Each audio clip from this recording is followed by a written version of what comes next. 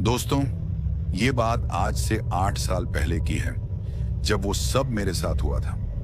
आज तो मेरे साथ कोई खलासी नहीं है, लेकिन उस वक्त मेरे साथ मेरा एक खलासी हुआ करता था। उसका नाम मोहन था। मोहन एक होशियार और निडर इंसान था। वो किसी से भी नहीं डरता था। देखने में भी काफी हट्टा कट्टा नौजवान था, और जो भी काम मैं उसे बोलता, वो उस काम को हमेशा पूरा करता था। मेरे साथ मोहन को काफी वक्त हो चुका था, और अब मैं उसे अपने छोटे भाई की तरह मानता था।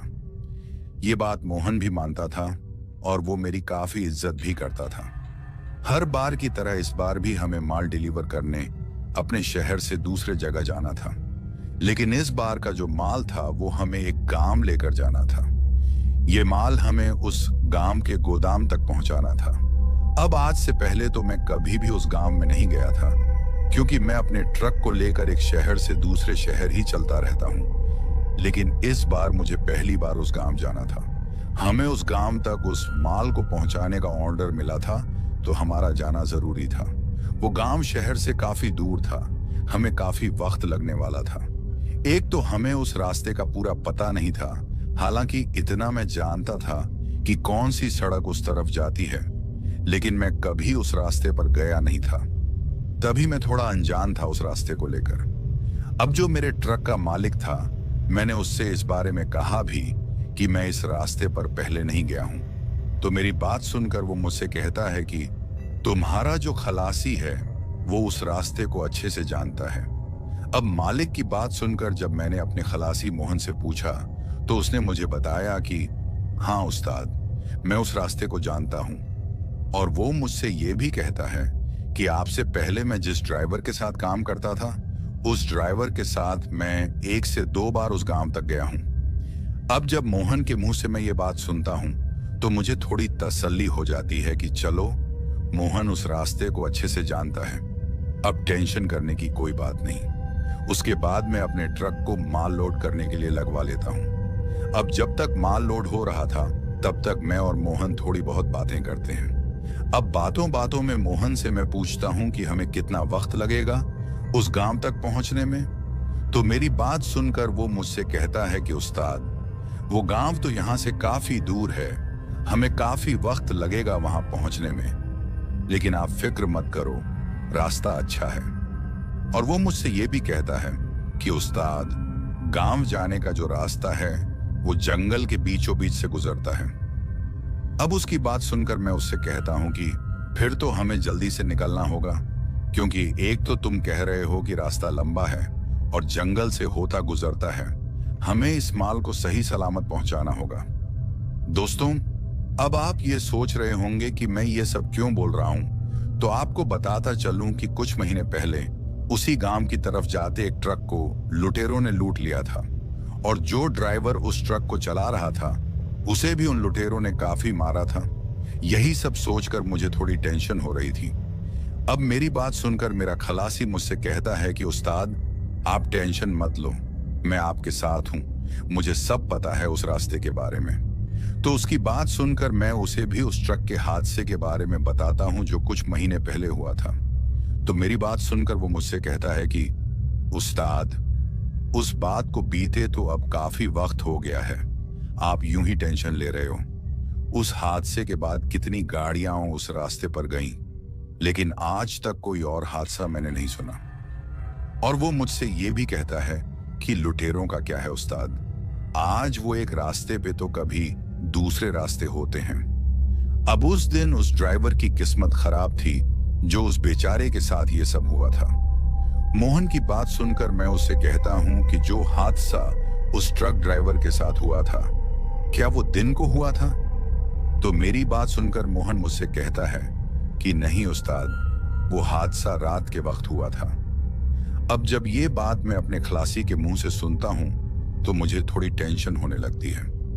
उसके बाद मैं मोहन से कहता हूं कि तुम अभी कुछ देर पहले कह रहे थे कि तुम उस गांव में दूसरे ड्राइवर के साथ माल पहुंचाने 1 से 2 बार गए हो। तो क्या तुम दिन को गए थे या रात को? तो मेरी बात सुनकर वो मुझसे कहता है कि दिन के वक्त गया था उस्ताद। लेकिन आप ये सब क्यों पूछ रहे हो? तो मोहन की बात सुनकर मैं उसे कहता हूं कि मुझे कुछ ठीक नहीं लग रहा मोहन। आज पहली बार मेरा मन बेचैन है। तो मेरी बात सुनकर मोहन कहता है कि आप टेंशन मत लो उस्ताद, कुछ नहीं होगा, आप ज्यादा मत सोचो। बस हम दोनों यही सब बातें कर रहे थे। फिर मैं उससे कहता हूं कि ठीक है, अगर तुम कहते हो तो सब ठीक ही होगा। अब कुछ देर बाद ट्रक में माल लोड हो जाता है। माल लोड होने के बाद मैं मोहन से कहता हूं कि चलो मोहन, अब हमें देर नहीं करनी चाहिए। तो मेरी बात सुनकर वो मुझसे कहता है कि हाँ उस्ताद, आप ठीक बोल रहे हो, वैसे भी अभी हमें काफी सफर करना है, चलो फिर निकलते हैं। उसके बाद मैं अपना ट्रक स्टार्ट करता हूं और हम लोग वहां से माल लेकर निकल जाते हैं। हम दिन के 5 बजे वहां से माल लेकर निकलते हैं। अब आप में से बहुत लोग ये सोच रहे होंगे कि दिन के 5 बजे ही क्यों, मैं जल्दी भी तो निकल सकता था। तो आपको बताता चलूं कि मैंने एक माल की डिलीवरी अपने शहर में भी की थी और मैं सुबह 10 बजे अपने शहर पहुंचा था। अब वो वाला माल पहले खाली किया, उसके बाद मुझे ये दूसरा ऑर्डर मिल गया और फिर ये वाला माल लोड करवाया। तो तभी मुझे निकलने में इतनी देर लग गई थी। यही हम ट्रक वालों की जिंदगी है। हमें जैसे कोई ऑर्डर मिलता है, हम न रात देखते हैं न दिन, बस अपना माल उठाकर उसे सही जगह पहुंचाना ही हमारा काम होता है। खैर, उसके बाद हम अपने सफर पर निकल जाते हैं। रास्ते में मोहन और मैं काफी बातें करते हैं। मोहन काफी दिलचस्प इंसान था। वो कभी इधर की तो कभी उधर की बातें करता और मुझे वो काफी हंसा भी रहा था। लेकिन शायद यही हंसी अब बहुत जल्द एक डर में बदलने वाली थी। लेकिन हम दोनों इस बात से अनजान थे। शायद हमें इस बात का पता ही नहीं था कि कोई ऐसी बला है जो हमारा इंतजार कर रही है और आज की जो रात आने वाली है वो हम पर काफी भारी पड़ने वाली है। खैर, सफर अच्छा जा रहा था, सब कुछ नॉर्मल लग रहा था। अब कुछ देर तक सफर करने के बाद मेरा जो खलासी मोहन है वो मुझसे कहता है कि उस्ताद, क्यों ना किसी ढाबे पर ट्रक को रोककर खाना खा लिया जाए। तो मोहन की बात सुनकर मैं उससे कहता हूं कि तुम पागल हो गए हो क्या, अभी कौन सा टाइम है खाना खाने का, आगे कहीं खा लेंगे। तो मेरी बात सुनकर मोहन मुझसे कहता है कि उस्ताद, अभी 6 तो बजने ही वाले हैं और अंधेरा भी कुछ वक्त के बाद होने ही वाला है। दोस्तों, ये वक्त सर्दियों का था और आप सबको तो पता ही है कि सर्दियों के वक्त कितनी जल्दी रात हो जाती है। उसके बाद मोहन मुझसे ये भी कहता है कि उस्ताद, खाना खा लेते हैं, क्योंकि यहां से कुछ दूर आगे चलने के बाद उस गांव की तरफ जाने वाली सड़क आने वाली है। उस रास्ते पर आपको कोई भी ढाबा नहीं मिलेगा और जब तक हम उस गांव तक नहीं पहुंच जाते, हम रास्ते में रुक भी नहीं सकते, क्योंकि आपको भी पता है और मुझे भी कि लुटेरों का काफी डर है उस रास्ते पर। इसलिए कह रहा हूं उस्ताद, खाना खा लेते हैं। अब मोहन की बात सुनकर मुझे भी उसकी बात ठीक लगती है और मैं मान जाता हूं। उसके बाद थोड़ा आगे चलने के बाद हमें एक ढाबा नजर आ जाता है और हम लोग अपना ट्रक उस ढाबे के बाहर लगाकर उस ढाबे के अंदर चले जाते हैं। उसके बाद हम लोग खाने का ऑर्डर देते हैं और फिर कुछ देर में खाना आ जाता है। अब खाना खाते खाते मैं मोहन से कहता हूं कि खाना जल्दी जल्दी खाओ, हमें अभी बहुत सफर करना है और ज्यादा देर करना हमारे लिए सही नहीं रहेगा। और फिर मैं उससे ये भी कहता हूं कि मुझे वैसे भी कुछ ठीक नहीं लग रहा, अभी भी मेरा मन बहुत बेचैन है। मेरी बात सुनकर मोहन मुझसे कहता है कि उस्ताद, आप बेकार की टेंशन ले रहे हो, कुछ नहीं होगा। मोहन को देखकर ऐसा लग रहा था जैसे उसे किसी चीज की फिक्र ना हो। जैसा कि मैंने आपको पहले ही बताया है कि मोहन एक निडर और मस्त मौला इंसान है। अब उसको इस तरीके से बेखौफ देखकर मैं भी थोड़ा बेफिक्र हो जाता हूँ और फिर सोचने लगता हूं कि क्या यार चंद्रकांत, तुम ऐसे ही फालतू में डर रहे हो, जो होना होगा होकर रहेगा। मेरे फिक्र करने से कुछ बदलने वाला तो नहीं है और मैं ऐसे ही फिक्र कर रहा हूं, कुछ नहीं होगा। अच्छा सोचोगे तो अच्छा ही होगा, मैं खुद को तसल्ली दे रहा था। लेकिन शायद मेरे मन में जो बेचैनी चल रही थी वो कहीं ना कहीं सच्ची थी। खैर, हम लोग जल्दी से अपना खाना खत्म कर लेते हैं और फिर जल्दी से अपने ट्रक में चढ़ जाते हैं। उसके बाद मैं फिर से अपने ट्रक को स्टार्ट करता हूँ और अपनी मंजिल की तरफ निकल जाता हूँ। ढाबे से निकलने के बाद हम लोग फिर से बातें करने लग जाते हैं। खाना खाने के बाद अब रात पूरी तरह से पसर चुकी थी। मैं भी सोच रहा था कि हमने बिल्कुल सही किया खाना खाकर, क्योंकि मोहन के बोलने के मुताबिक जहां हम जा रहे हैं वहां हमें कोई भी होटल उस रास्ते में मिलने वाला नहीं था। अब ढाबे से निकले हमें काफी वक्त हो गया था। तभी वो रास्ता हमें दिखाई देता है जो उस गांव की तरफ जाता था, मतलब जहां हमें जाना था। उस रास्ते को देखकर मेरा खलासी मोहन मुझसे कहता है, उस्ताद देखो, ये बाएं तरफ वाला जो रास्ता है जो हाईवे से अलग होता नजर आ रहा है, इसी तरफ हमको जाना है। तो मोहन की बात सुनकर मैं उससे कहता हूं, मुझे पता है मोहन कि यही रास्ता है। तो मेरी बात सुनकर वो मुझसे कहता है, उस्ताद आप तो बोल रहे थे कि आप उस गांव में पहले कभी नहीं गए, फिर आप इस रास्ते को कैसे जानते हो? तो मोहन की बात सुनकर मैं उससे कहता हूं, हाँ मैं पहले कभी उस तरफ नहीं गया, लेकिन मुझे इतना पता है कि ये रास्ता उस गांव की तरफ जाता है, क्योंकि एक बार यहीं इसी जगह एक आदमी ने मुझसे लिफ्ट मांगी थी, और जब मैंने उसे लिफ्ट दी थी तो उसने खुद को उस गांव का बताया था और उसने मुझसे कहा था कि यह रास्ता मेरे गांव की तरफ जाता है। उसी आदमी से ही मुझे उस हादसे के बारे में पता चला था जब उस ट्रक को लुटेरों ने लूटा था, और तब उस ट्रक को लूटे हुए सिर्फ 1 महीना ही हुआ था। तभी मैं इस रास्ते के बारे में जानता हूं कि यह रास्ता उस तरफ जाता है, हालांकि मैं कभी गया नहीं हूं। लेकिन आज हमारी किस्मत देखो, हमें आज माल लेकर इसी रास्ते से जाना पड़ रहा है। मेरी बात सुनकर मोहन मुझसे कहता है, तभी मैं सोचूं कि आपको कैसे पता कि यह रास्ता उस तरफ जाता है। खैर, उसके बाद हम अपने ट्रक को उस गांव की तरफ जाने वाले रास्ते की तरफ मोड़ लेते हैं, लेकिन शायद हमें इस बात का अंदाजा नहीं था कि उस तरफ जाकर हम कितनी बड़ी गलती कर रहे हैं और आगे चलकर हमारे साथ क्या होने वाला है, इस बात से हम दोनों अनजान थे। दोस्तों, वो कहते हैं ना, जो जिसकी किस्मत में लिखा होता है वो सब उसे भुगतना ही पड़ता है, और शायद आज हमारी किस्मत ने भी हमें किसी ऐसी चीज से मिलाना था जिसको हम आज तक भूल नहीं पाए हैं। खैर, अब हम अपने ट्रक को लेकर उस रास्ते की तरफ बढ़ जाते हैं। सब कुछ सामान्य लग रहा था। मुझे जरूर उस रास्ते पर चलते हुए थोड़ी बेचैनी हो रही थी, क्योंकि उस रास्ते पर लुटेरों का डर भी बहुत था। हालांकि आज से पहले मुझे कभी भी ऐसी बेचैनी महसूस नहीं हुई थी, लेकिन आज पहली बार मुझे कुछ अच्छा नहीं लग रहा था। तभी मोहन ट्रक का रेडियो ऑन कर लेता है और फिर गाने लगाकर गुनगुनाने लग जाता है। उसे इस तरह से गुनगुनाता देखकर मैं उससे कहता हूं, तुम्हें कभी डर नहीं लगता क्या?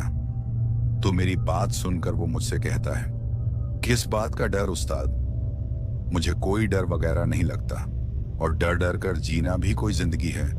हमेशा जिंदगी में खुश रहो। मोहन की बात सुनकर मुझे भी थोड़ी हिम्मत मिलती है और मैं उससे कहता हूं, बात तो तुम्हारी सही है, लेकिन कभी कभी डरना भी बहुत जरूरी होता है। तो मेरी बात सुनकर मोहन थोड़ा मुस्कुराता है और फिर मुझसे कहता है, बात आपकी भी सही है। उसके बाद मैं मोहन से पूछता हूं, मोहन, तुम मुझसे पहले जिस ड्राइवर के साथ काम करते थे वहां से तुमने काम क्यों छोड़ा था? तो मेरी बात सुनकर वो मुझसे कहता है, उस्ताद, वो ड्राइवर मुझसे काम बहुत करवाता था, लेकिन पैसे कम देता था, और उतने कम पैसों में मेरा गुजारा भी नहीं होता था। तभी मुझे वहां से काम छोड़ना पड़ा।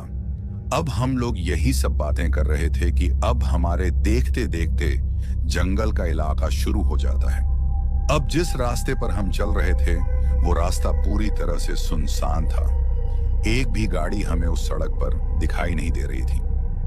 दोस्तों, उस वक्त का जो माहौल था वो काफी डरावना लग रहा था, क्योंकि अंधेरा बहुत ही गहरा था और दूर दूर तक फैला हुआ था।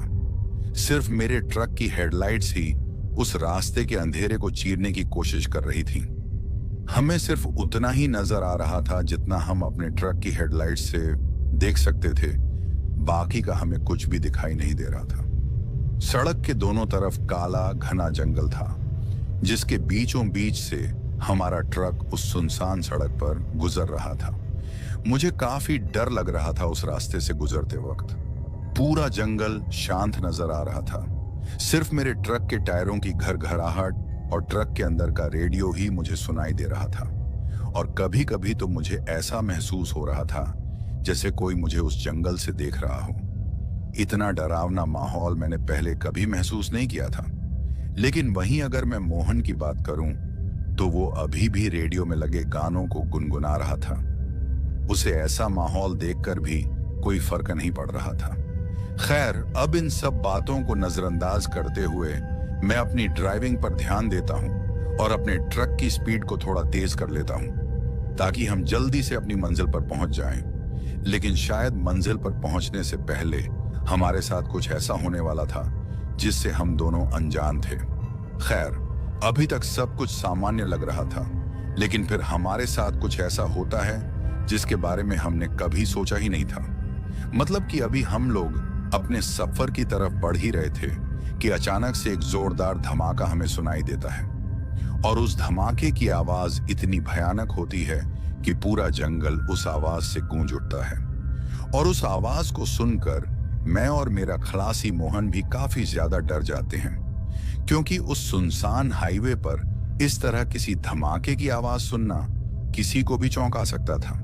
खैर, अब जब हमने दोनों ने उस धमाके को सुना तो मैं एकदम से अपने ट्रक को ब्रेक लगा देता हूं और फिर ट्रक को सड़क के बीचों बीच रोक देता हूं। अब मेरे ब्रेक लगाते ही मोहन मुझसे पूछता है कि उस्ताद, आपने एकदम से ब्रेक क्यों लगाई?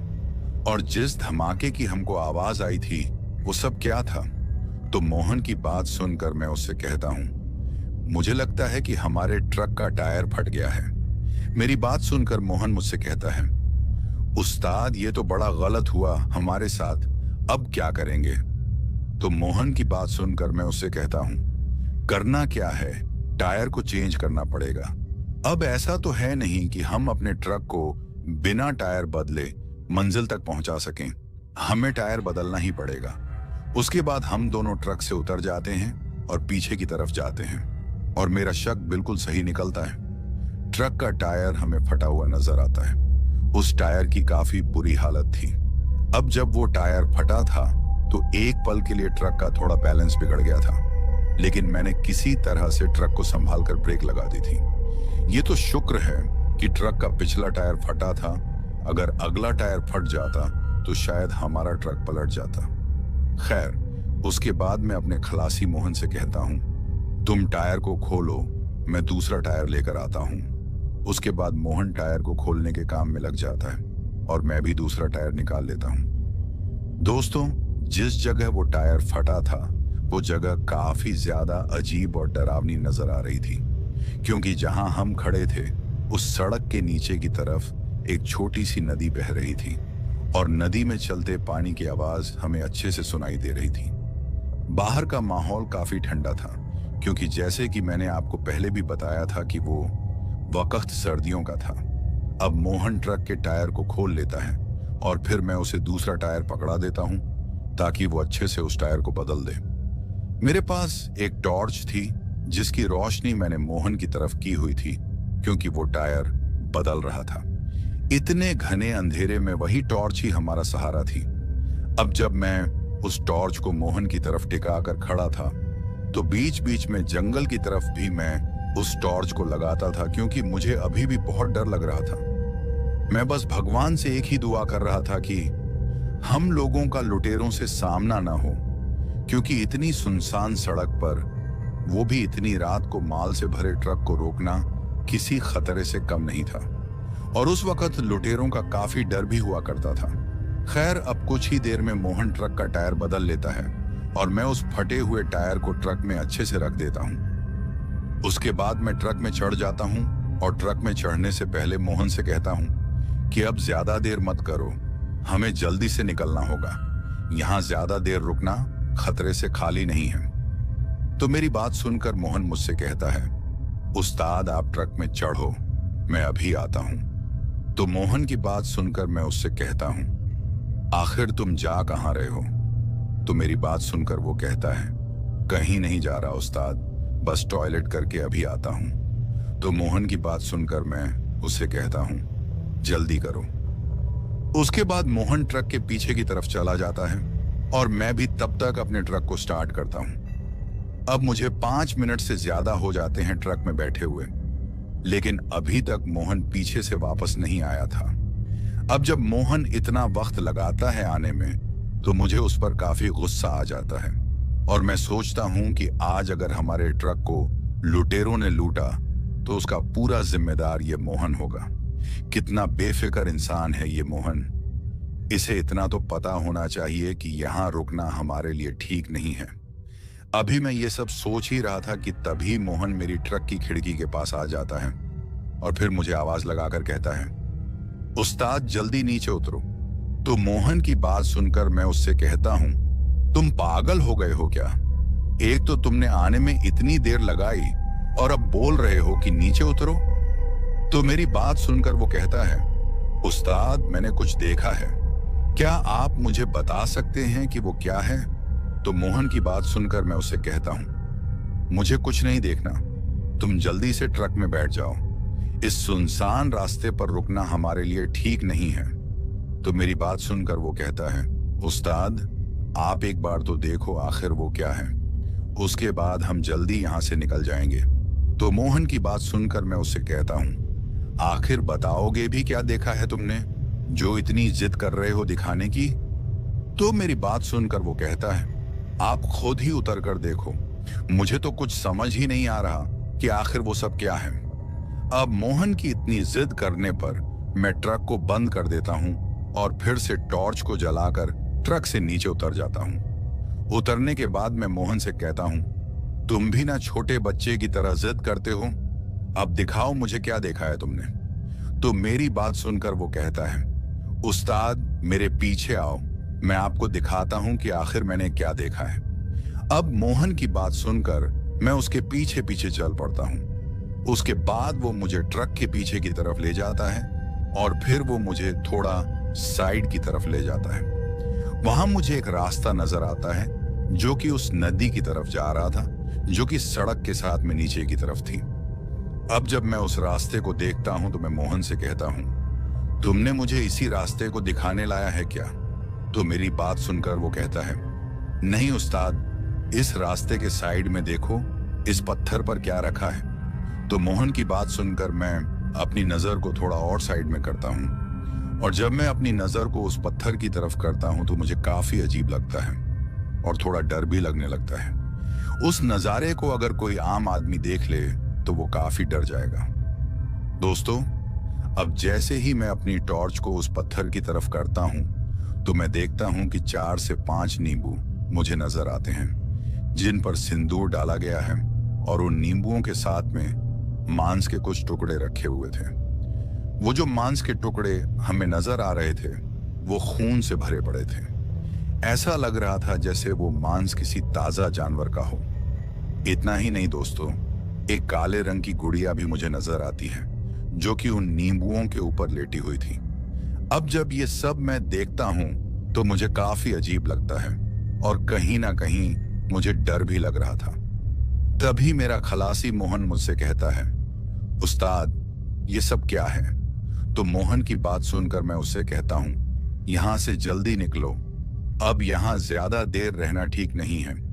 ये जरूर किसी ने कोई काला जादू किया है और ये सारी सामग्री जितनी भी मुझे नजर आ रही है ये सब काले जादू की सामग्री है। जरूर इस गांव में कोई काला जादू करता होगा क्योंकि बहुत से गांवों में लोग इन तंत्र मंत्रों में खोए रहते हैं, लेकिन हमें इससे क्या मतलब। चलो जल्दी, अब यहां एक पल भी रुकना ठीक नहीं होगा। तो मेरी बात सुनकर मोहन हंसता है और मुझसे कहता है, क्या उस्ताद आप भी इन बातों पर विश्वास करते हो? मैं इन बातों को नहीं मानता, ये सब झूठी अफवाहें हैं। तो मोहन की बात सुनकर मैं उससे कहता हूं, तुम मानो या ना मानो, लेकिन मैंने बचपन में अपनी दादी से सुना था कि बहुत से लोग रात के समय ये काला जादू करते हैं और जो भी सामग्री यहाँ पड़ी हुई थी इनका उपयोग वो लोग करते हैं। मेरी दादी हमेशा मुझसे कहती थी कि कहीं भी अगर तुमको ऐसी कोई भी चीज नजर आए तो उससे हमेशा दूर रहना। तभी मैं तुमको बोल रहा हूं, इन चीजों से दूर रहो। आओ चलते हैं। अब मेरी बात सुनकर मोहन उसको एक मजाक के रूप में लेता है और मुझसे कहता है, क्या उस्ताद, मैंने तो सोचा भी नहीं था कि आपकी तरह का इंसान इन बातों पर विश्वास करता है। तो उसकी बात सुनकर मैं उससे कहता हूं, मुझे अब इस बारे में कोई बात नहीं करनी, चलो जल्दी ट्रक में चलते हैं। तो मेरी बात सुनकर वो मुझसे कहता है, उस्ताद 1 मिनट रुको, अब देखो मैं क्या करता हूं।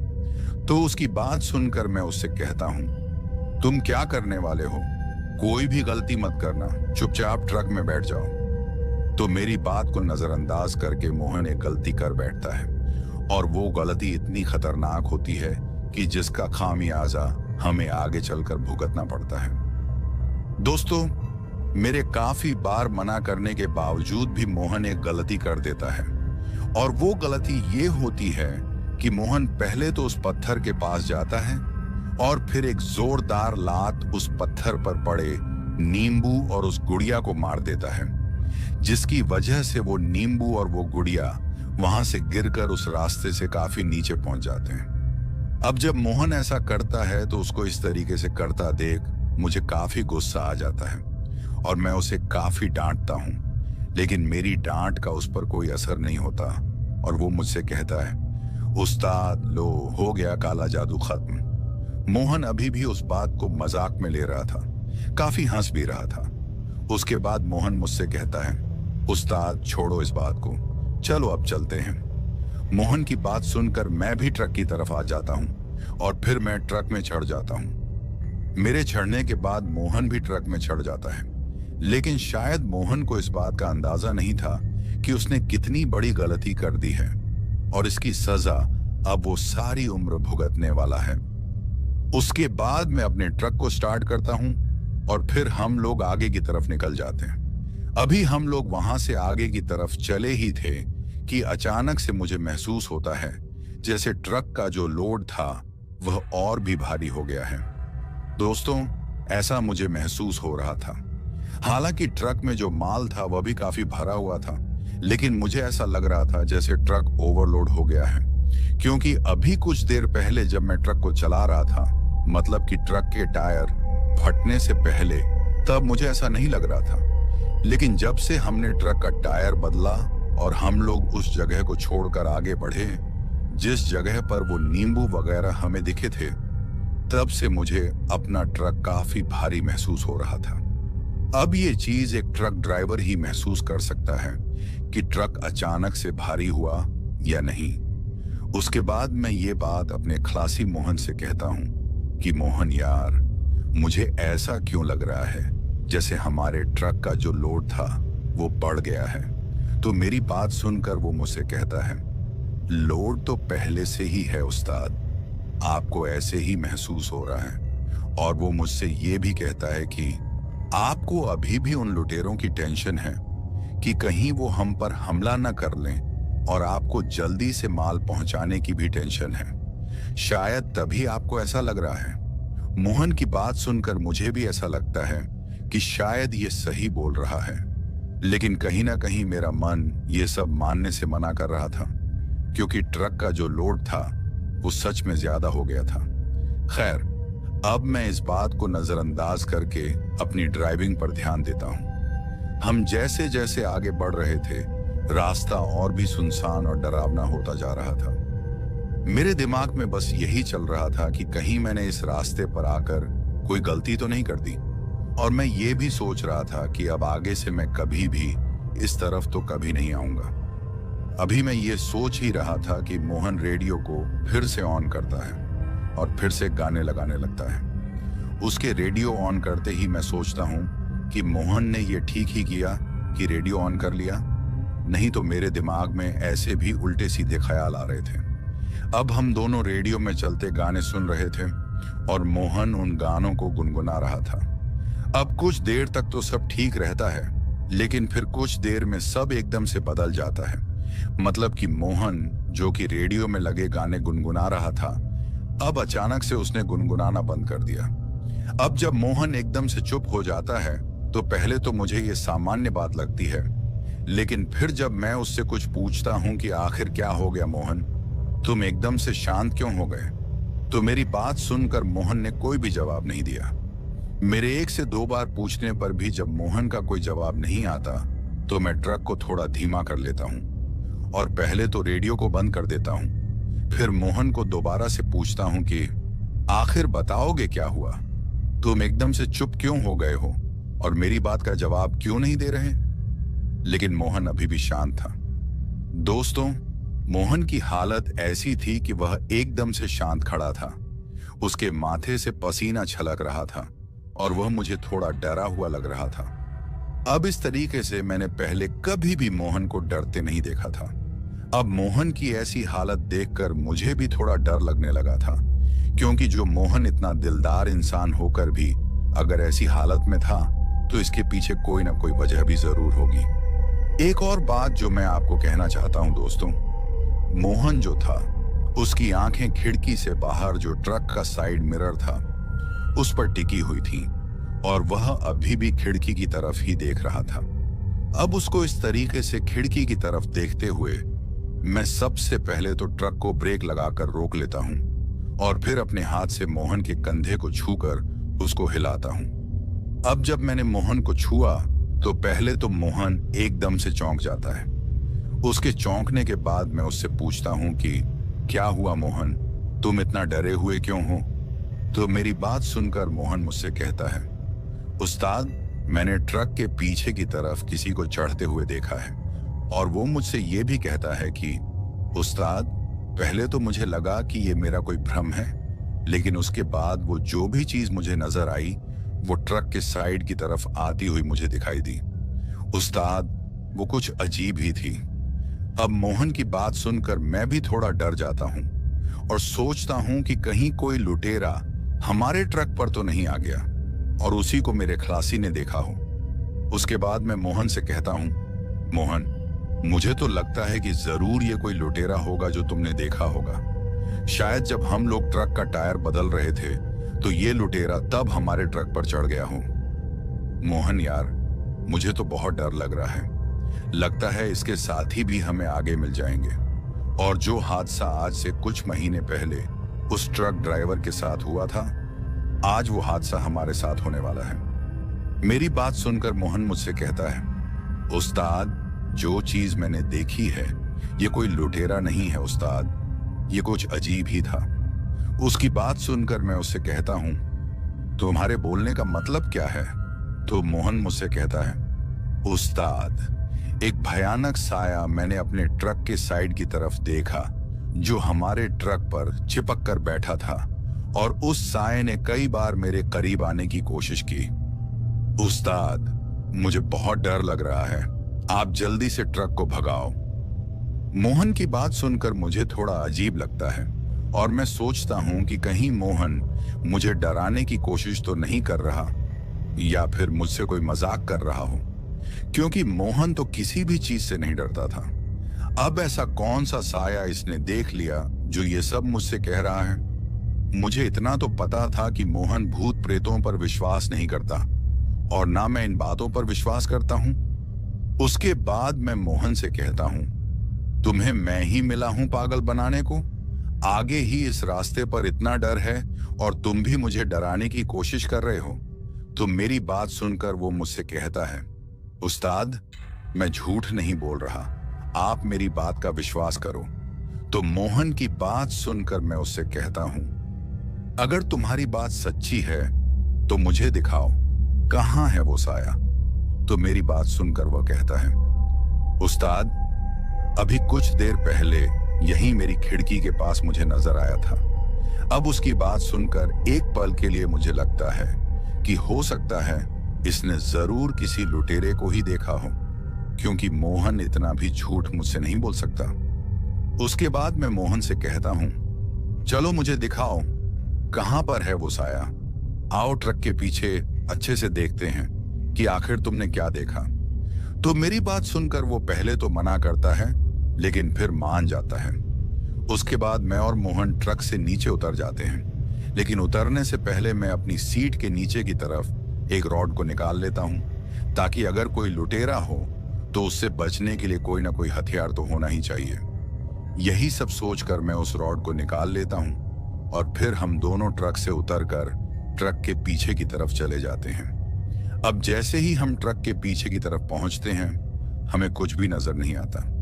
ट्रक पूरी तरह से तिरपाल से ढका हुआ था और ऐसी कोई भी चीज हमें वहां नजर नहीं आती जो मोहन ने मुझसे कही थी। अब ये सब देखकर मैं मोहन से कहता हूं कि जरूर तुम्हारे साथ कोई वहम हुआ है। अगर यहाँ कोई होता तो हमें जरूर दिख जाता। मेरी बात सुनकर मोहन भी काफी हैरान था। उसे कुछ समझ ही नहीं आ रहा था कि आखिर जो भी उसने देखा वो एकदम से कहाँ चला गया। उसके बाद मैं मोहन से कहता हूँ, अब जल्दी से ट्रक में चढ़ो, यहाँ रुकना ठीक नहीं है। तो मेरी बात सुनकर मोहन ट्रक में चढ़ जाता है और फिर मैं भी अपने ट्रक का फाटक खोलकर ट्रक में चढ़ जाता हूँ। फिर हम अपना ट्रक स्टार्ट करके वहां से आगे की तरफ निकल जाते हैं। अब मैं अपने ट्रक की स्पीड को थोड़ा तेज कर लेता हूं ताकि हम जल्द से जल्द उस गांव तक पहुंच जाएं। अभी हम लोग वहां से थोड़ा आगे की तरफ चले ही थे कि अचानक से जंगल से कोई जानवर एकदम से निकलकर हमारे ट्रक के सामने आ जाता है। अब जब तक मैं वो सब समझ पाता कि आखिर वो क्या था, तब तक वो जो भी था मेरे ट्रक के नीचे आ जाता है और एक जोरदार आवाज मेरे ट्रक के नीचे से आ जाती है। अब जब एकदम से मेरे साथ वो चीज हुई तो मैंने अपनी तरफ से पूरी कोशिश की थी ब्रेक लगाने की, लेकिन शायद मेरे ब्रेक लगाने से पहले ही वो जो भी चीज थी या जो भी कोई जानवर था मेरे ट्रक के नीचे आ गया था। अब ये सब होने के बाद मैं काफी ज्यादा डर जाता हूँ। ये सब मोहन ने भी देखा था, लेकिन उसे भी कुछ समझ नहीं आ रहा था क्योंकि सब कुछ एकदम से हुआ था। ये सब होने के बाद मैं और मोहन जल्दी से अपने ट्रक से बाहर आ जाते हैं और मैं अपनी टॉर्च को जलाकर ट्रक के नीचे की तरफ रोशनी करता हूँ। अब जब मैंने अपने ट्रक के नीचे टॉर्च की रोशनी की तो मैं काफी ज्यादा डर जाता हूँ। दोस्तों, मैं देखता हूँ कि ट्रक के जो टायर थे वो पूरी तरीके से खून से भरे हुए थे। ये सब नजारा देखकर मोहन भी चौंक गया था। अब हम लोग ज्यादा ना सोचकर उस चीज को देखने की कोशिश करते हैं कि आखिर जो भी चीज या जानवर हमारे ट्रक के नीचे आया वो क्या था। हम दोनों उस जानवर को अच्छे से पीछे की तरफ भी देखते हैं, लेकिन हमें सिवाय खून के वहां कुछ भी नजर नहीं आता। अब हम लोगों की तो कुछ समझ में ही नहीं आ रहा था कि आखिर जो भी हमारे ट्रक के नीचे आया वो गया तो गया किधर, और वो क्या था। अगर कोई जानवर था तो हमें दिख क्यों नहीं रहा। ये सब देखकर मेरा दिमाग खराब हो गया था। उसके बाद मैं मोहन से कहता हूं कि छोड़ो इस बात को और जल्दी से ट्रक में चढ़ो। उसके बाद मोहन और मैं हम दोनों ट्रक में चढ़ जाते हैं और अपने ट्रक को स्टार्ट करके जितनी जल्दी हो सके वहां से निकल जाते हैं। अब गांव तक पहुंचने में हमें थोड़ा ही समय लगने वाला था। उसके बाद हम लोग अपनी मंजिल की तरफ बढ़ते रहते हैं। अब वहां से चले हमें 2 से 3 मिनट ही हुए होंगे कि मोहन फिर से डर जाता है और थोड़ा चीख कर मुझसे कहता है, उस्ताद, वो साया फिर से मुझे दिख रहा है। उस्ताद, ट्रक को तेज करो, वो हमारे पीछे ही आ रहा है। अब उसकी बात सुनकर मुझे कुछ समझ ही नहीं आ रहा था कि उसकी बात पर यकीन करूं या नहीं। लेकिन जो भी अब तक हमारे साथ उस रास्ते में हुआ था, उन सब को सोचकर मुझे थोड़ा थोड़ा विश्वास हो भी रहा था। लेकिन पूरी तरह से अभी भी मैं इस बात को नहीं मान रहा था कि जो भी मोहन मुझसे कह रहा है क्या वो सच है। अब जब मोहन को 1 से 2 बार वो साया फिर से नजर आता है तो मोहन अपनी सीट से उठकर मेरी सीट के पीछे आ जाता है। उसको इस तरीके से मैंने पहले कभी भी डरता नहीं देखा था। अब जब मोहन मेरे पीछे आ जाता है तो मैं उससे कहता हूं कि क्या हो गया, तुम यहां मेरे पीछे क्यों आ गए। तो मेरी बात सुनकर वो मुझसे कहता है, उस्ताद, वो साया हमारे ट्रक पर फिर से सवार हो गया है और वो दिखने में काफी भयानक नजर आ रहा है। अब उसकी बातें सुनकर मुझे उस पर विश्वास होने लगा था, क्योंकि मोहन अगर इतना डरा है तो जरूर इसके पीछे कोई बात होगी। खैर, मोहन के पीछे आ जाने के बाद मैं उसे कहता हूं कि तुम फिक्र मत करो, आराम से बैठो और खुद को संभालो। उसके बाद मैं ट्रक चलाता रहता हूं। अब जब मैं ट्रक चला रहा था कि अचानक मुझे अपने ट्रक के साइड मिरर में थोड़ी हलचल महसूस होती है। अब जब मुझे ऐसा महसूस होता है तो मैं कुछ सेकंड के लिए अपनी नजर उस साइड मिरर की तरफ करता हूं। अब जैसे ही मैंने अपनी नजरों को साइड मिरर की तरफ किया तो जो मैं देखता हूं उसे देखकर मेरी आंखें फटी की फटी रह जाती हैं। इतना डरावना मंजर मैंने अपनी जिंदगी में पहली बार देखा था। दोस्तों, अब जैसे ही मेरी नजर उस साइड मिरर पर पड़ती है तो मैं देखता हूं कि सच में एक काला साया मेरे ट्रक के साइड की तरफ मुझे दिखाई देता है। और अब मुझे पूरे तरीके से विश्वास हो जाता है कि जो भी मेरा खलासी मोहन मुझसे कह रहा था वो सब सच था। दोस्तों, वो साया काफी अजीब तरीके से ट्रक पर चिपका हुआ मुझे नजर आ रहा था। जिस तरीके से कोई छिपकली किसी दीवार पर चिपक कर बैठती है, उसी तरीके से वो साया मेरे ट्रक के साइड में पीछे की तरफ चिपका हुआ मुझे नजर आ रहा था। उस साये को देखकर मैं बुरी तरह से डर जाता हूं और मैं अपने खलासी मोहन से कहता हूं, मोहन, तुम्हारी बात बिल्कुल सच्ची थी। वो साया सच में हमारे ट्रक पर ही बैठा हुआ है। मेरी बात सुनकर मोहन और भी डर जाता है और रोते हुए मुझसे कहता है, उस्ताद, कुछ भी करो, मेरी जान बचा लो। मोहन की बात सुनकर मैं एकदम से शांत हो गया था, क्योंकि मुझे कुछ भी समझ नहीं आ रहा था कि आखिर उस साये से कैसे बचा जाए।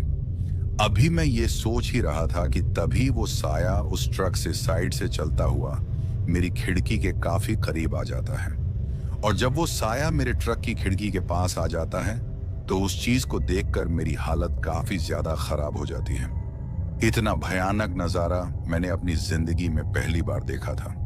दोस्तों, मैं देखता हूं कि जब वो साया मेरे काफी करीब आ जाता है तो वो साया एक औरत की तरह मुझे नजर आता है, लेकिन वो दिखने में कोई साधारण औरत नहीं बल्कि किसी चुड़ैल की तरह नजर आ रही थी। दोस्तों, उस चुड़ैल ने काली पोशाक पहनी हुई थी। उसके काफी लंबे काले बाल जो कि हवा में लहरा रहे थे, बड़े बड़े दांत और लंबे लंबे नाखून मुझे साफ साफ दिखाई दे रहे थे। उसका चेहरा इतना भयानक था कि उसको शब्दों में पिरोना काफी मुश्किल था। उसकी आंखें बिल्कुल आग में जले अंगारों की तरह नजर आ रही थी। मैं चाहकर भी उससे अपनी नजरों को मिला नहीं पा रहा था। इतना भयानक चेहरा अगर कोई भी देखे तो उसे हार्ट अटैक हो जाए, और शायद अब मेरी हालत भी कुछ ऐसी ही थी। मुझे बस ऐसा महसूस हो रहा था जैसे अभी कुछ देर में मुझे हार्ट अटैक आने वाला है। और वो जो भी कोई चीज या चुड़ैल थी वो काफी ध्यान से मुझे बाहर की तरफ से उस शीशे से देख रही थी। मेरे हाथ जैसे मानो स्टीयरिंग पर जाम से हो गए थे। मुझे बस ऐसा लग रहा था जैसे अब मेरे ट्रक का बैलेंस बिगड़ जाएगा और हमारा ट्रक पलट जाएगा। लेकिन एक बात की समझ मुझे अभी तक नहीं आई थी। वो जो भी हमारे ट्रक के अंदर अभी तक नहीं आई थी, शायद हमारे ट्रक में लगाई भगवान की जो मूर्ति थी, ये सब उसी की शक्ति थी कि वो चुड़ैल अभी तक हमारे ट्रक के अंदर नहीं आई थी। अब किसी तरीके से उसी तरह ट्रक चलाते हुए मेरा खलासी मोहन मुझसे कहता है, उस्ताद, वो देखो, गांव नजर आ गया है। उस्ताद, आप किसी तरीके से अपने ट्रक को गांव तक पहुंचा दो, फिर शायद हम बच जाएं। मोहन की बात सुनकर मुझे एक उम्मीद नजर आने लगी कि शायद गांव में पहुंचकर हमारी जान बच सकती है। अब इतना तो मुझे पता चल चुका था कि ये चुड़ैल हमारे केबिन के अंदर आने वाली नहीं है, क्योंकि ट्रक के अंदर भगवान शंकर की मूर्ति लगी हुई थी।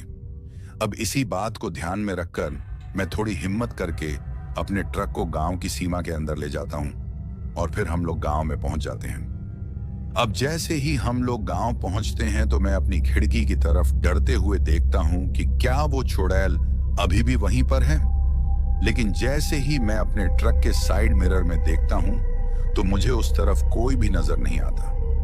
मोहन अभी भी मेरी सीट के पीछे ही बैठा हुआ था। उसके बाद मोहन मुझसे कहता है कि उस्ताद, क्या अभी भी वो साया आपको दिख रहा है?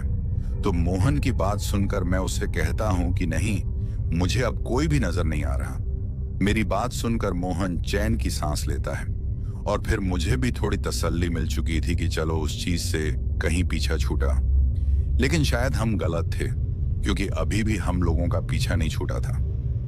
दोस्तों, उसके बाद हम लोग अपना माल लेकर उस गोदाम में पहुंच जाते हैं, लेकिन गोदाम बंद हो चुका था। अब हमें सुबह का इंतजार करना था। उसके बाद मैं और मेरा खलासी मोहन उस गोदाम के बाहर ट्रक लगाकर पूरी रात उसी ट्रक में बिताते हैं, क्योंकि हम जानते थे कि जब तक हम इस ट्रक के अंदर हैं हम सुरक्षित हैं। वो पूरी रात हम उस ट्रक से बाहर नहीं आए और फिर हम लोग ट्रक के अंदर ही सो गए थे।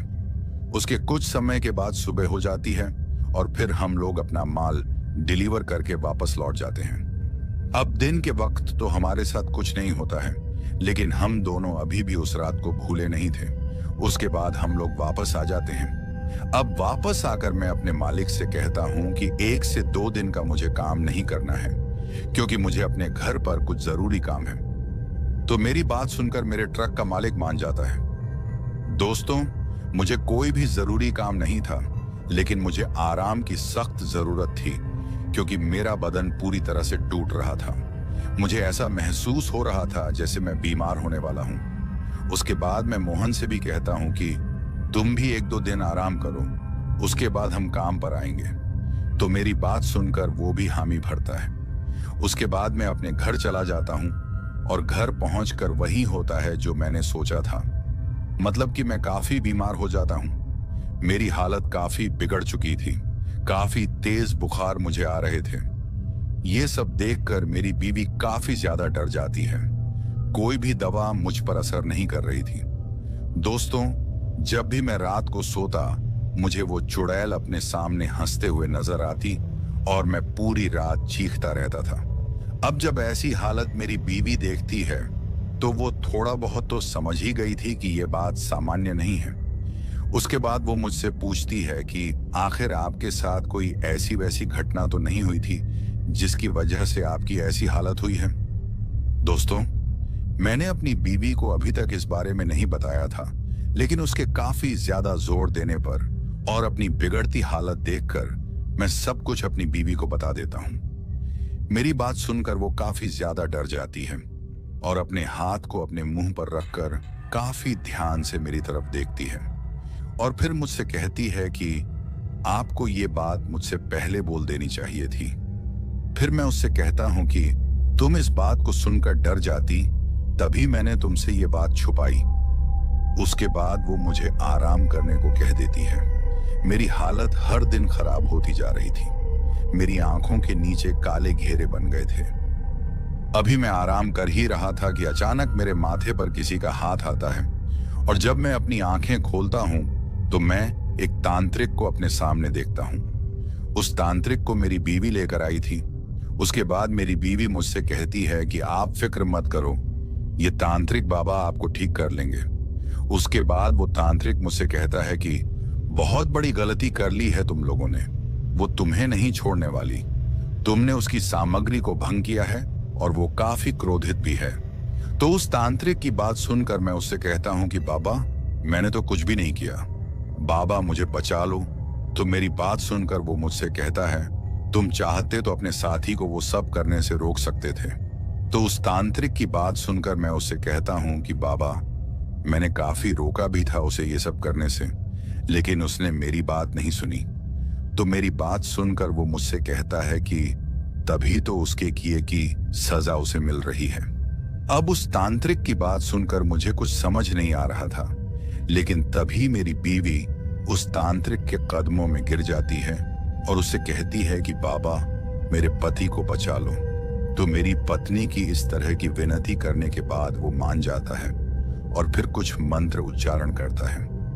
उसके बाद वो मेरी पत्नी को उस कमरे से बाहर निकाल देता है। फिर वो तांत्रिक काफी मंत्रोच्चार करता है और एक विभूति मेरे माथे पर लगाता है। उसकी लगाई हुई विभूति से मैं काफी ज्यादा चिल्ला रहा था, क्योंकि मुझे बहुत तकलीफ हो रही थी और काफी चिल्लाने के बाद मैं बेहोश हो जाता हूँ। और जब मुझे होश आती है तो मेरे सामने मेरी बीवी और वो तांत्रिक खड़ा था। उसके बाद वो मुझसे कहता है कि अब तुम बहुत जल्द ठीक हो जाओगे, लेकिन आइंदा इन बातों का ख्याल रहे कि दोबारा ऐसी गलती ना हो पाए। उसके बाद मैं उस तांत्रिक बाबा का शुक्रिया करता हूँ और फिर वो बाबा वहां से चला जाता है। अब कुछ दिनों के बाद मैं पूरी तरह से ठीक हो जाता हूँ। अब जब मैं पूरी तरह से ठीक हो जाता हूँ तो मैं सोचने लगता हूँ कि अगर मेरी इतनी बुरी हालत हुई थी तो मेरे खलासी जिसने वो सब किया था उसका क्या हाल होगा। मुझे अब उसकी फिक्र होने लगी थी। उसके बाद मैं अपने खलासी को फोन करता हूँ, लेकिन मोहन का फोन तो बज रहा था, लेकिन कोई भी फोन नहीं उठा रहा था। अब मेरे काफी बार फोन करने पर मोहन की पत्नी फोन उठाती है, और जब मैं उससे पूछता हूं कि मोहन किधर है, वो फोन क्यों नहीं उठा रहा, तो उसकी पत्नी काफी जोरों से रोती है। अब उसके ऐसा रोने पर मैं काफी डर जाता हूं कि कहीं उसे कुछ हो तो नहीं गया। मेरे ज्यादा जोर देने पर उसकी पत्नी मुझसे कहती है कि उनकी हालत काफी ज्यादा खराब हो गई है, न वो बात करते हैं और अब तो उन्होंने खाना पीना भी छोड़ दिया है। उसकी बात सुनकर मैं फौरन मोहन से मिलने के लिए उसके घर चला जाता हूं, और जब मैं वहां पहुंचता हूं तो जो मैं देखता हूं उसे देखकर मेरी आंखें फटी की फटी रह जाती हैं। दोस्तों, मैं देखता हूं कि मोहन की हालत काफी ज्यादा खराब थी। हट्टा कट्टा मोहन अब एक सूखी लकड़ी की तरह हो गया था। उसका पूरा शरीर काफी पिचक चुका था। इतना कमजोर उसे मैंने पहले कभी नहीं देखा था। उसको देखकर बस ऐसा लग रहा था जैसे ये बस आज या कल का ही दिन निकालेगा। उसकी इतनी बुरी हालत देखकर मुझे काफी दुख हो रहा था, लेकिन शायद इसका जिम्मेदार वो खुद ही था। उसे उस जगह पड़ी हुई सामग्री को लात नहीं मारनी चाहिए थी। हालांकि मैंने उसे रोका भी था, लेकिन मेरी बात का उस पर कोई भी असर नहीं हुआ था। दोस्तों, एक बात और जो मैं आपको बता दूं, मोहन ने जिस लात से उस सामग्री को मारा था, वो टांग और पैर पूरी तरह से सड़ चुका था, और डॉक्टरों ने उसकी वो टांग काट ली थी। बेचारे मोहन की इतनी बुरी हालत थी कि मैं आपको बता भी नहीं सकता। उसकी बीवी काफी जोर जोर से रो रही थी, और उसके 2 बच्चे भी रो रहे थे। अब उनकी ये हालत देखकर मुझे उन पर काफी दया आती है, लेकिन मैं कुछ कर भी तो नहीं सकता था। लेकिन तभी मुझे याद आया कि जिस तांत्रिक ने मुझे ठीक किया है, अगर वो मोहन की कुछ मदद कर सके तो कम से कम इन बच्चों से इनके बाप का सहारा तो नहीं छूटेगा। खैर, उसके बाद मैं वापस लौट जाता हूं और अपनी पत्नी से मोहन के बारे में सब कुछ बताता हूं। मेरी पत्नी को भी यह सुनकर काफी दुख होता है, क्योंकि वो भी मोहन को अपने भाई की तरह मानती थी। उसके बाद मेरी पत्नी और मैं उस तांत्रिक को लेकर मोहन के घर चले जाते हैं। दोस्तों, हम लोग उसी दिन मोहन के घर चले गए थे जिस दिन मैं पहले उसे देखने गया था, क्योंकि अगर मैं थोड़ी भी देर करता तो शायद मोहन की जान पर बन सकती थी। अब वहां पहुंचकर वो तांत्रिक हम सबको मोहन के कमरे से बाहर निकालता है, और फिर कमरा बंद करके अंदर कुछ मंत्र उच्चारण करने लग जाता है। अब कुछ देर बाद मोहन की चीखें उस कमरे से बाहर हमें सुनाई दे रही थीं। वो सिर्फ अपनी माफी की गुहार लगा रहा था कि मुझे माफ कर दो, दोबारा मैं कभी भी ऐसी गलती नहीं करूंगा।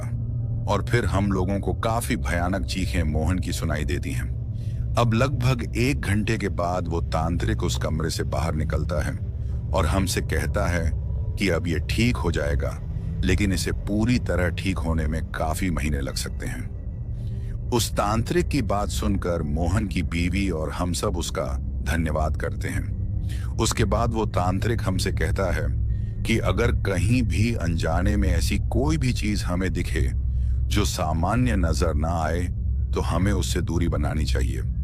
उसके बाद हम सब उस तांत्रिक की बात मानकर हामी भरते हैं, और फिर वो तांत्रिक वहां से चला जाता है। मोहन को 6 महीनों से ज्यादा का समय लग जाता है ठीक होने में, लेकिन आज मोहन पूरे तरीके से ठीक हो गया है। उसने अब खलासी का काम छोड़कर एक दुकान पकड़ ली है, और अब मोहन उसी दुकान को चलाकर अपने परिवार का पालन पोषण करता है। दोस्तों, इस कहानी से हमें ये सीख मिली कि कहीं भी अगर अनजाने में आपको कोई ऐसी सामग्री नजर आती है जो आपको लगता है कि किसी तंत्र मंत्र या काले जादू से जुड़ी हुई है, तो गलती से भी उसके पास न जाएं, न ही उसे छूने की कोशिश करें, क्योंकि अगर आप लोग ऐसा करते हो तो हो सकता है आपकी खुशहाल जिंदगी मौत से भी बदतर हो जाए। दोस्तों, इन सब चीजों से दूर रहें, और अगर आप इन सब चीजों पर विश्वास नहीं करते तो ये काफी अच्छी बात है, लेकिन अनजाने में भी ऐसी कोई गलती ना करें जो आप पर भारी पड़ जाए। तो दोस्तों, कैसी लगी हमारी ये कहानी? अगर आपको ऐसी और भी कहानियां सुननी हैं तो हमारे चैनल को सब्सक्राइब करना बिल्कुल मत भूलिएगा।